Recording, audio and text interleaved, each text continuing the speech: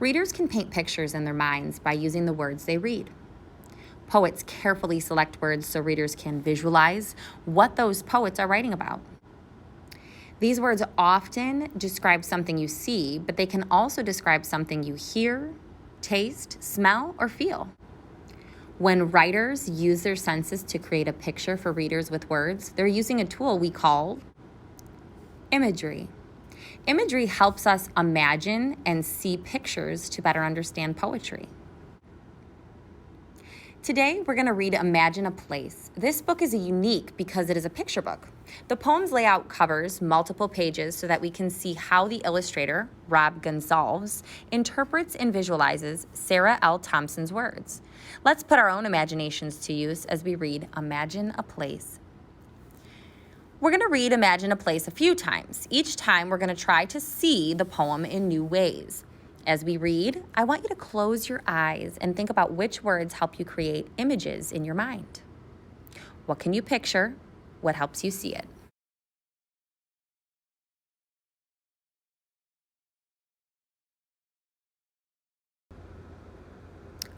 Imagine a place.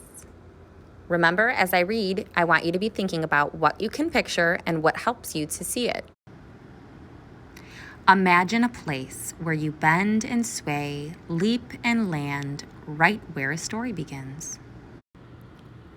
Imagine a place where water is solid, light is liquid, sky a frozen river flowing under your feet.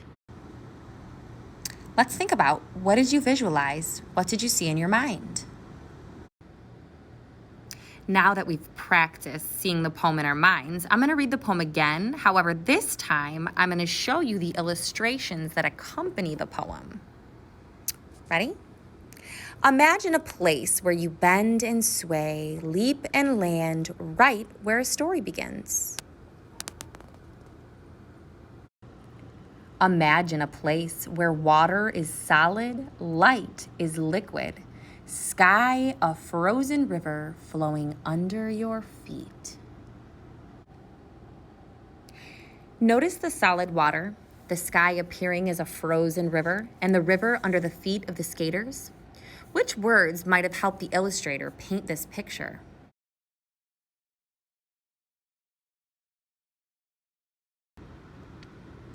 Imagine a place where your mind opens wider than any walls around you.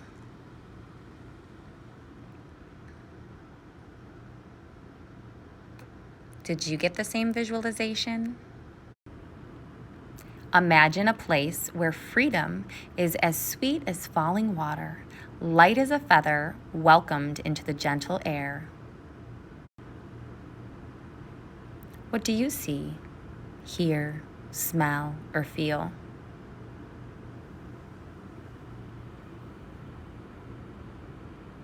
Freedom is as sweet as falling water, light as a feather welcomed into the gentle air. Let's take a look at this last poem. Imagine a place where spring becomes an avalanche of blossoms, a torrent of sweetness overflowing the earth. What do you visualize?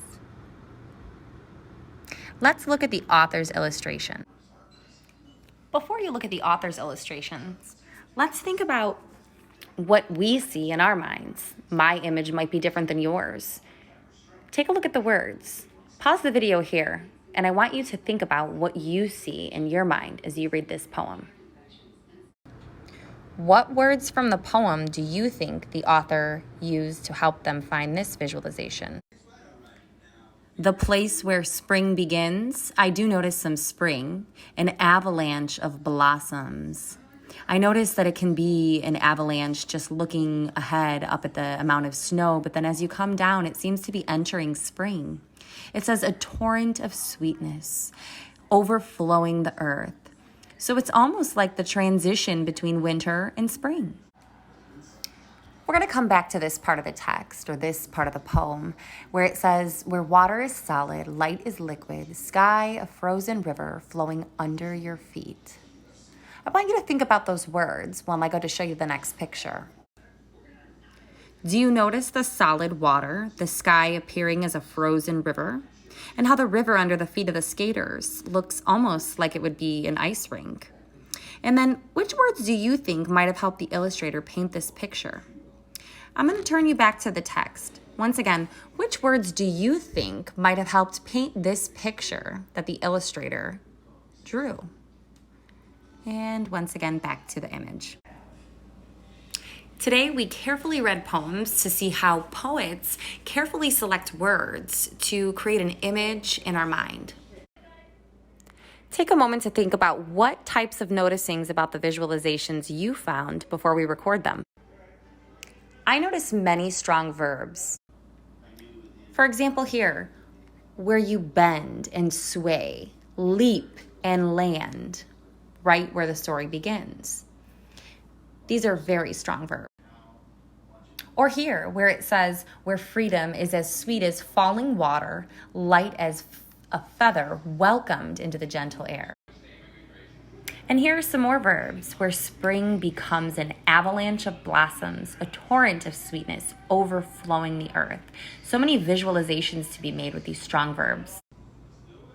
There's also vivid descriptions with attention to senses and feeling.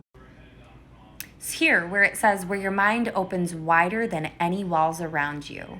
I can actually see walls being pushed open or going into the largest room I've ever been in and thinking about those walls opening. Furthermore, in this section, it says, where water is solid, light is liquid, sky a frozen river. So water being hard and light flowing and the sky being a frozen river. So almost flowing, but frozen. And it says flowing under your feet. So many visualizations here. It's no wonder these illustrations are so vibrant and colorful, and there's so much wonder in them. All of the words that the poet uses really create an image for the illustrator to go expand their artistic abilities. And finally, comparisons. Let's take a look at some of those. Once again, where your mind opens wider than any walls around you is comparing your mind to the walls around you. And here we're talking about where freedom is as sweet as falling water. So freedom is being compared to falling water. Light as a feather, welcomed into the gentle air. So the gentle air is almost being compared to the feather as well. All of the noticings we discussed today. Strong verbs, vivid descriptions, and comparisons all help create an image in our minds as we read. I'd like for you not only to be paying attention to the structure and noticings of sound, but also what kind of images and visualizations you can get just by reading the words in the text. These are the different things we talked about today for noticings about images and visualizations. Remember, it's important to incorporate all of the different things that we notice about poetry when coming to understand what the poems are really about.